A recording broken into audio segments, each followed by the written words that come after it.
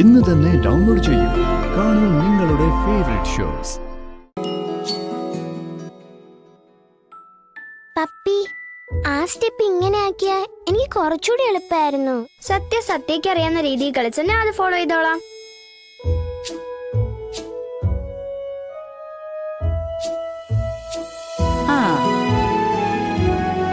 അതെ, കളിക്കുന്നതൊക്കെ കൊള്ളാം. ഒന്നാം സ്ഥാനവും കൊണ്ട് ഇങ്ങോട്ട് വരാവൂ. അത് പിന്നെ ഉറപ്പല്ലേ ശാരദാമ്മേ? ഓ,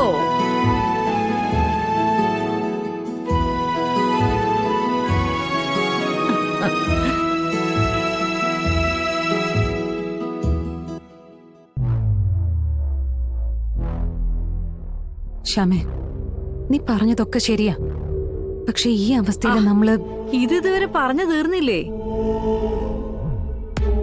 അവൻ ഈ കള്ളും ചാരായും ഒക്കെ വാങ്ങി കൊടുത്തിട്ട് അവൻ ഈ ഭ്രാന്ത് തുള്ളുന്നത്. അതൊന്നും ഇല്ലെങ്കി അവനൊരു ശല്യത്തിനും വരാറില്ലല്ലോ. ആ സുസ്മിതയാന്നേ അവനെ കൊണ്ട് കുഴപ്പങ്ങൾ മുഴുവൻ ആ വീട്ടിലുണ്ടാക്കുന്നത്. അങ്ങനെ ഇപ്പൊ വല്ലവരും കുഴപ്പങ്ങൾ ഉണ്ടാക്കാൻ പറഞ്ഞ നമ്മൾ ഉടനെ കുഴപ്പങ്ങൾ ഉണ്ടാക്കുകയാണോ ചെയ്യേണ്ടത്?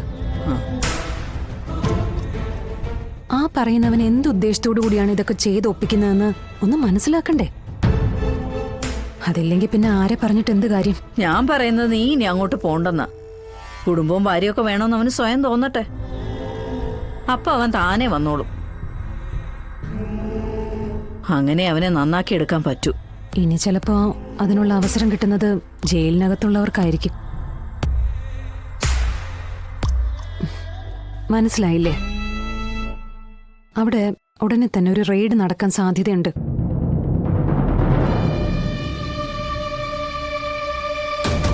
ചന്ദ്രബോസും സുസ്മിതയും രോഹിത്തും കൂടി നടത്തുന്ന ഇല്ലീഗലായിട്ടുള്ള പല ബിസിനസ്സുകൾക്കും രഹസ്യാന്വേഷണ വിഭാഗത്തിന്റെ നോട്ടം എത്തിയിട്ടുണ്ട്. പിടിക്കപ്പെട്ട രോഹിത് അകത്ത. ചന്ദ്രബോസിന്റെ ബുദ്ധിയായത്.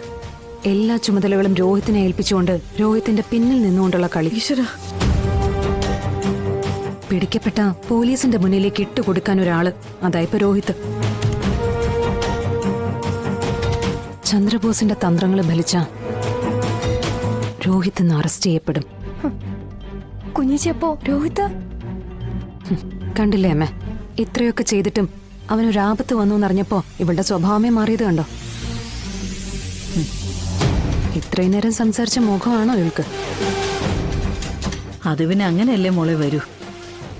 എത്രയൊക്കെ വന്നാലും അവൻ അവളുടെ കഴുത്തില് താലി കെട്ടിയതല്ലേ. അങ്ങനെ പെട്ടെന്നൊന്നും മറക്കാൻ പറ്റില്ലല്ലോ.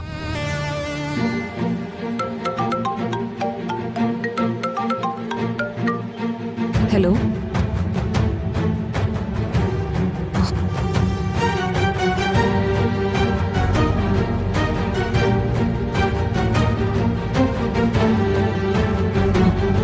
ഞാൻ വിളിക്കാം. എന്താടി? റെയ്ഡ് നടന്നു. രോഹിത്തിനെ അറസ്റ്റ് ചെയ്തു.